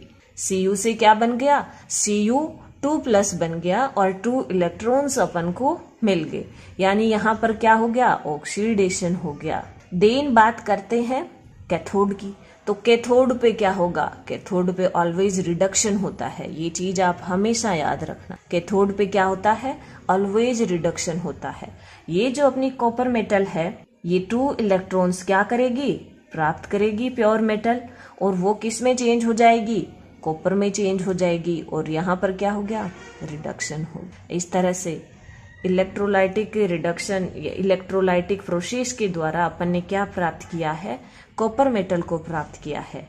और इसके अंदर क्या होगा, अपन ने प्योर मेटल का कैथोड लिया है, इम्प्योर मेटल का एनोड लिया है, और जो कोई भी मेटल या कॉपर सल्फेट अपन ने सॉल्यूशन लिया है। तो देखिए जो इम्प्योर मेटल है वो ब्रेक होकर के Cu2+ आयनों के रूप में मूव किधर करेगी, कैथोड की तरफ मूव करेगी। और कैथोड पे इसका क्या हो जाएगा, रिडक्शन हो जाएगा। और रिडक्शन होकर के अपन को क्या मिलेगी, कॉपर मेटल मिलेगी। और जो इम्प्योरिटीज है वो एनोड के बॉटम में या एनोड के पास में जो अपना सेल है उसके बॉटम में अपन को मिल जाएंगी। और ये इन इम्प्योरिटीज को अपन क्या कहेंगे, एनोड मड कहेंगे। और एनोड मड क्यों कहेंगे? क्योंकि ये अपन को एनोड इलेक्ट्रोड के पास में मिल रही हैं। इस तरीके से अपना इलेक्ट्रोलाइटिक ये जो प्रोसेस है वो कंप्लीट होता है। ये अपने आप में बहुत इम्पोर्टेंट है आपके एग्जाम की दृष्टि से, तो आप इस चीज को देख लीजिए। आपको एग्जाम में ये पूछ सकते हैं कि इलेक्ट्रोलाइटिक सेल है, अपन मेटल को रिफाइन करते समय किस तरह से फॉर्म करते हैं। तो इसके अंदर अपन प्योर एंड इनप्योर मेटल का लेते हैं इलेक्ट्रोड्स, एंड जो कोई भी मेटल का साल्ट सॉल्यूशन है वो लेते हैं। इस तरह से अपनी मेटलर्जी के 3 स्टेप्स हैं वो पूरे होते हैं। तो first step enrichment of ores, second step था extraction of metals, and last step था रिफाइनिंग ऑफ मेटल्स।